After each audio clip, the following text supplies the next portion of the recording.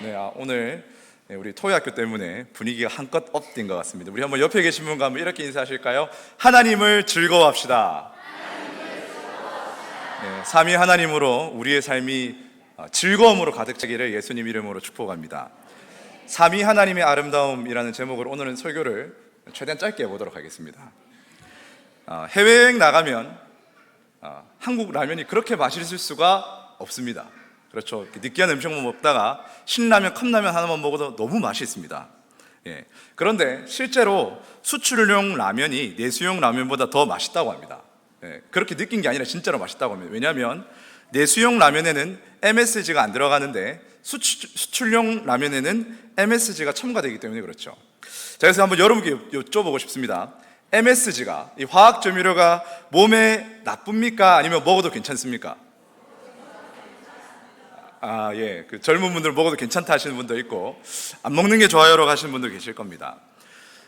그런데 이 MSG는 글루탐산 나트륨이라는 감칠맛을 내주는 이 화학 조미료인데, 그렇다고 해서 이게 화학 물질을 이렇게 섞어서 만든 건 아니고 이 사탕수수에 미생물 발효 공법을 사용해서 대량으로 생산한 겁니다. 그래서 찾아보니까 FDA, WHO, 또 우리나라 식약처도 모두 이렇게 얘기합니다. MSG를 평생 먹어도 안전하다. 우리 교회도 이제 전문가 교수님 한 분 계신데, 장로님, MSG 유해합니까? 무해합니까? 무해. 해가 없다는 거죠. 해가 없다고. 그래서 이처럼 전문가는 다 괜찮다고 하는데, 우리가 오랫동안 너무 이제 그 뉴스에서, 언론에서 MSG 몸에 나쁘다라고 오해를 받다 보니까 이 MSG에 대한 이 오해가 이만저만이 아닙니다. 그래서 전문가는 괜찮다고 하는데 대중은 막연하게, 그리고 또 추상적으로 나쁘다고만 생각하는 것이죠. 자, 여러분, 이처럼 분명히 알아야 될 것을 막연하게 추상적으로 오해를 하면 손해가 크다라는 겁니다. 분명히 알아야, 제대로 알아야 유익을 누릴 수 있다라는 것이죠. 자, 그런데 우리가 믿는 하나님에 대해서도 그러합니다. 많은 사람들이 하나님을 믿기는 믿는데 추상적인 하나님, 막연한 하나님을 믿을 때가 참 많이 있습니다. 그래서 하나님에 대해서 말해보십시오 이렇게 얘기하면 잘 말은 못하는데 아마 하나님은 이런 분이 아닐까요? 라고 막연하게 믿을 때가 많다라는 것이죠. 여러분, 이것이 왜 문제인가 하면, 하나님을 잘 모르면, 하나님을 막연하게 하면은 예배가 막연한 예배가 된다는 겁니다. 그렇지 않습니까? 내가 하나님을 잘 모르는데 제대로 된 예배를 드릴 수 있을까요? 그렇지 않다라는 것이죠.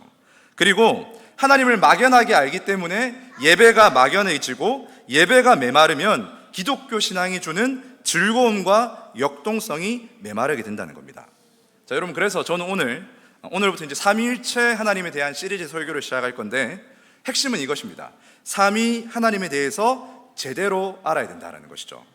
성경이 말하는 성부, 성자, 성령 하나님을 우리는 제대로 단디 알아야 됩니다. 우리 한번 따라 하실까요? 삼위 하나님을 단디 알자. 자, 그래서 오늘부터 우리 분이엘 청년부는 마이클 리브스라는 영국 신학자의 이 삼위일체에 대한 책인 선하신 하나님이라는 책을 가지고 북클럽을 하기 시작했습니다. 요 앞에 보이는 책인데, 여러분, 이 책 굉장히 추천하는 책입니다. 그래서 혹시 여러분들도 이 솔라피데이 예배 참석하신 여러분들 혹시 관심 있으시다면 책을 읽으면서 이 시리즈 설교를 들으시면 보다 더 유익할 거라고 생각이 됩니다. 자, 여러분, 그렇다면 삼위 하나님을 아는 것이 왜 중요할까요? 오늘 말씀을 통해서 하나님을 왜 분명히 알아야 되는지 그 이유를 세 가지로 함께 살펴보도록 하겠습니다. 자, 첫째로, 우리는 사나운 세상 가운데 살고 있습니다.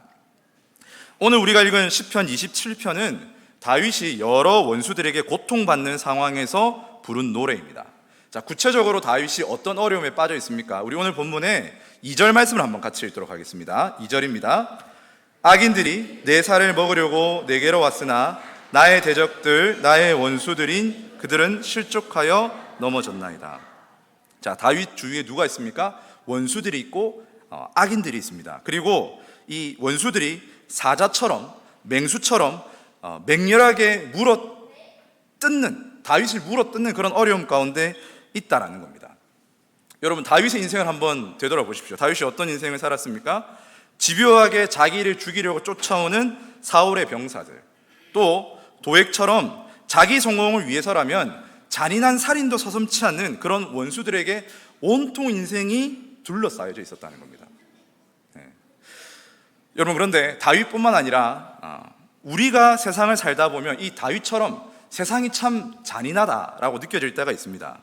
마치 사나운 짐승이 먹이를 물어 뜯듯이 우리 주위에 보면은 자기 하나 편하고자 우리가 가진 상처를 집요하게 물어 뜯는 그런 잔인한 사람들이 너무 많다는 겁니다. 여러분, 인생 살기가 편안하십니까? 괴로우십니까? 세상을 살다 보면요, 괴로운 일이 참 많아요. 그리고 현실은 참 잔인합니다. 제가 청년부를 맡고 나서 이제 신문을 볼 때 좀 달라진 점이 있는데, 청년이란 단어가 들어가면 마치 거기에 굵은 처리가 된 것처럼 괜히 눈에 가요. 그래서 최근에 읽은 기사가 좀 가슴 아픈 일이었습니다. 인천 미추홀구에서 대규모 전세 사기가 조직적으로 일어났죠. 그래서 지금까지 4명의 청년이 스스로 목숨을 잃었습니다. 올해까지만 확인된 피해자만 2,996명이고 피해 금액은 4,599억입니다. 딱 우리 분열 청년들 중에서도 월세 감당하다가 최근에 전세로 갈아탄 청년들이 있고요. 딱 이 친구들 대상으로 3,000명에게 전세 사기를 조직적으로 한 겁니다. 4명이 죽었는데 앞으로 얼마나 더 죽어갈지 모릅니다. 근데 진짜 잔인한 게 뭐냐면, 그런 인천 미추홀구에 최근에 경매업자들이 물밀듯이 몰려든답니다. 노다지가 된 거죠, 미추홀구가. 그래서 경매업자들이 몰려들어서 싸게 나온 매물들을 앞다투어 매수해 간다고 합니다. 2채든 3채든 뭐 지금 그 시세보다 훨씬 깎여서 나오지 않습니까? 막 사가는 겁니다. 그러니까 그 기사에 이런 글이 적혀 있어요. 우리가 사는 세상은 누군가의 죽음이 다른 누군가에게 돈벌이가 되고 기회가 되는 세상이다. 여러분, 그렇지 않습니까? 별세계 얘기가 아니고 저와 여러분이 살아가는 2023년 대한민국, 우리 분일 청년들, 우리 자녀들이 겪는 상황이 이런 상황이라는 겁니다. 여러분, 시편 2편, 이 다윗이 오늘 고백한 짐승이 물어뜯는 것 같은 이 잔혹한 현실이 사실 우리가 살고 있는 세상입니다. 여러분, 그렇다면 이런 참담한 현실 속에서 우리가 누구에게 위로를 받을 수 있겠습니까? 우리가 무엇으로 위로를 받을 수 있을까요? 그래서 오늘 본문이 우리에게 주는 두 번째 교훈은 여호와의 아름다움이 우리에게 위로를 준다는 겁니다. 여호와의 아름다움이 우리에게 위로를 준다. 자, 다윗이 이때와 같은 세상에 한껏 물어뜯기면서 많은 고난을 겪습니다. 그러나 위로를 발견하죠. 그 위로를 어디서 발견할까요? 우리 오늘 본문 4절 말씀을 한번 같이 읽도록 하겠습니다. 4절입니다. 내가 여호와께 바라는 한 가지 일, 그것을 구하리니 곧 내가 내 평생에 여호와의 집에 살면서 여호와의 아름다움을 바라보며 그의 성전에서 사모하는 그것이라. 아멘. 다윗이 간절히 바라는 일이 한 가지가 무엇입니까? 내 평생에 여호와의 성전에서 예배자로서의 삶을 사는 것이다, 이렇게 얘기합니다. 그러면서 다윗이 무엇을 간절히 보길 원합니까? 여호와의 아름다움을 보기를 간절히 지금 사모하고 있습니다. 여기서 이 아름다움이라는 단어는 히브리어로 노암입니다. 이 노암이라는 단어는 즐거움 또는 우정으로도 번역할 수 있습니다. 그러니까 다윗이 간절히 보기를 원하는 건 무엇입니까? 어떻게 하면 내 문제가 해결되겠습니까? 어떻게 하면 원수가 무너지겠습니까? 그 이전에 주님, 제가 정말로 간절히 바라는 것은 한 가지인데, 내가 믿는 하나님이 얼마나 다정다감한 분이신지, 하나님이 얼마나 행복하시고 하나님이 얼마나 유쾌하시고 하나님이 얼마나 즐거운 분이신지를 내 평생에 보기를 원합니다. 그게 제 평생의 소원입니다. 다윗은 그렇게 고백하고 있는 겁니다. 사랑하는 성도 여러분, 우리가 믿는 하나님은 세상에서 가장 행복하신 하나님이십니다. 우리가 믿는 하나님은 세상에서 가장 기쁨으로 충만하신 하나님이고 가장 즐거움으로 넘쳐 흐르시는 하나님이십니다. 성경이 하나님을 어떻게 설명합니까? 우리가 믿는 하나님은 그냥 하나님, 막연한 하나님이 아니라 성부, 성자, 성령, 이 세 위격의 하나님이 한 인격 안에서 서로를 끊임없이 사랑하며 섬기는 무한히 행복하신 하나님, 삼위 하나님은 그 존재만으로도 즐거우시고 행복하신 하나님이시라는 겁니다. 여러분, 그러니 다윗이 무엇을 고백하고 있는 겁니까? 내가 이런 세상에 물어뜯김을 당하지만 무한히 행복하시고 즐거우신 그 하나님을 만날 때 나는 세상이 주는 이 위협을 이길 수가 있습니다. 나에게는 그 사랑의 하나님이 필요합니다라고 고백하고 있는 겁니다. 여러분, 오늘날 우리 현대 교회가, 이 현대 기독교가 잃어버린 그 영성이 무엇입니까? 우리는 어쩔 수 없이 그 현대를 사는 사람이다 보니까 우린 다 시대 속의 사람입니다. 그렇죠. 우리가 하는 생각들, 사고들은 모두 다 시대의 영향을 받습니다. 그러다 보니까 인본주의의 영향을 받아서 하나님 그분 자체에 대한 관심보다는 하나님을 믿어서 사람이 받는 유익에 더 관심이 많습니다. 어쩔 수가 없죠. 그래서 이제 그렇죠. 수련회 받고 오면 어떻게 말합니까? 하나님은 어떤 분이시더니 아니라 이번에 어떤 은혜를 받았니? 이렇게 묻는 거죠. 사실 우리의 신앙을 좀 면밀하게 비판하자면 하나님이 어떤 분이신지는 중요하지 않습니다. 하나님을 믿을 때 내가 어떤 은혜를 받았는가가 사실 더 중요합니다. 성부, 성자, 성령, 삼위일체 하나님에 대한 내용은 어렵고 따분하기만 합니다. 그냥 막연한 하나님, 남들이 말하는 추상적인 하나님이라도, 그냥 하나님이라도 나에게 은혜를 주시면 아무 상관이 없습니다.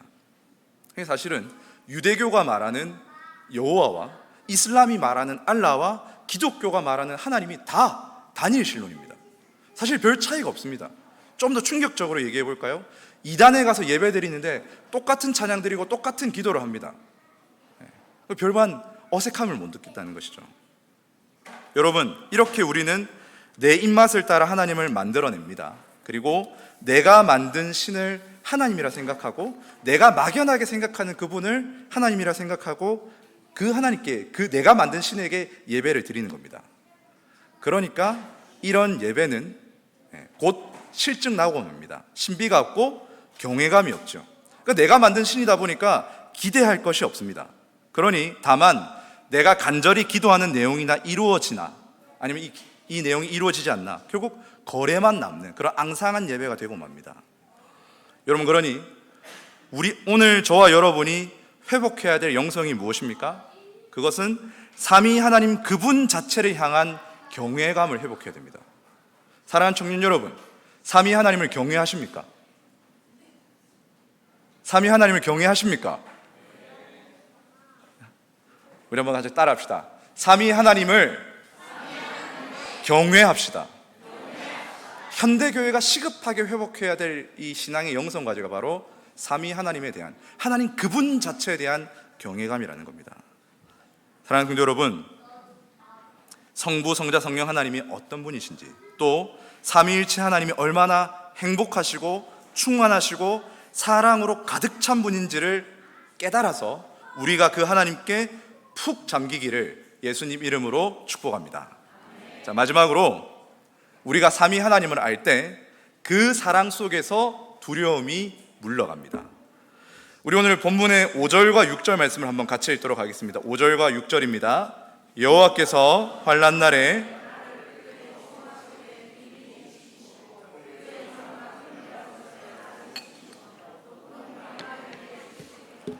이제 내 머리가 나를 둘러싼 내 원수 위에 들리리니 내가 그의 장막에서 즐거운 제사를 드리겠고 노래하며 여호와를 찬송하리이도다.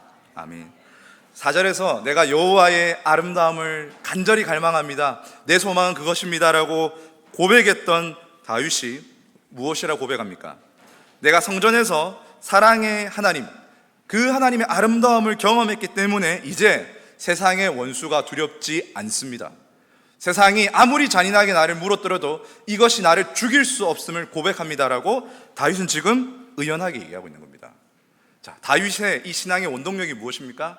여호와의 아름다움, 하나님의 사랑을 깨달은, 하나님이 얼마나 지극한 사랑이신가를 깨달으니까 세상을 이길 용기와 힘이 거기로부터 나온다라는 겁니다.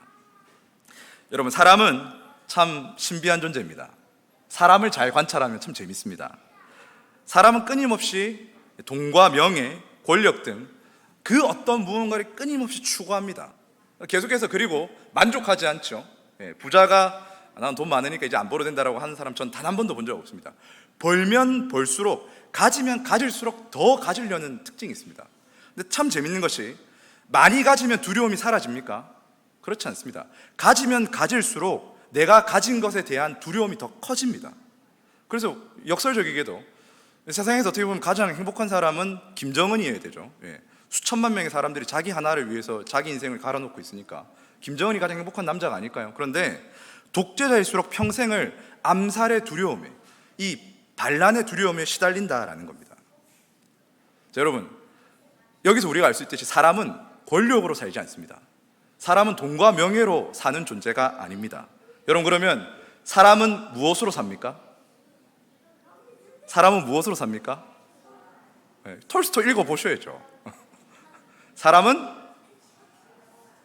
보세요, 청년들이 대답을 해야 되는데, 톨스토이, 사람은 무엇으로 사는가 꼭 단편에서 읽으시기 바랍니다. 사람은 사랑으로 삽니다. 참 신비해요.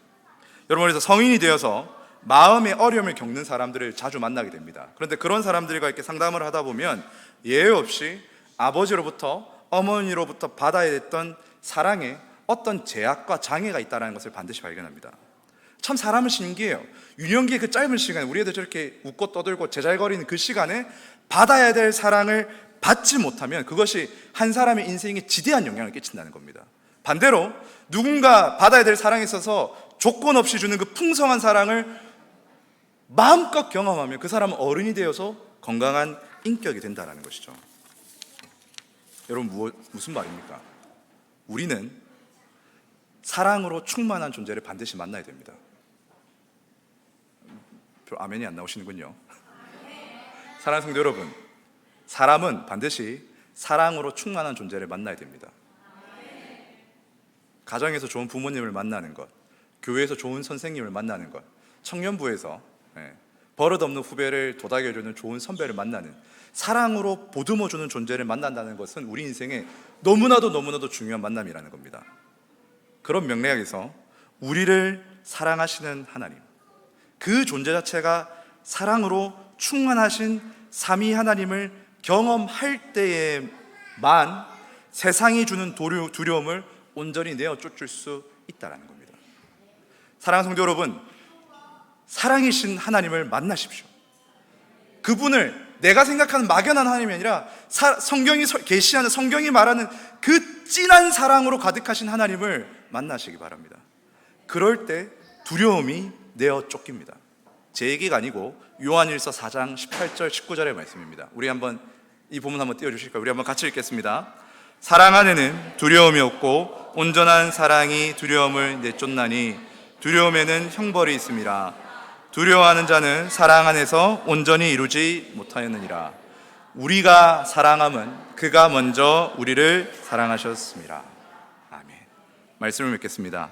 사랑하는 성도 여러분, 막연한 하나님이 아니라 성경이 계시하시는 성부, 성자, 성령, 그 사랑으로 하나 되신 그 하나님을 힘써 아시기를 축복합니다. 다윗의 고백처럼 여호와의 아름다움에 사로잡힐 때, 삼위 하나님의 그 달콤함에 사로잡힐 때 우리는 세상이 주는 위협을 능히 물리칠 수 있을 것입니다. 삼위 하나님을 힘써 알아 하나님 한 분만으로 만족하고 하나님 한 분만으로 기뻐할 수 있는 저와 여러분 되시길 예수님 이름으로 축복합니다.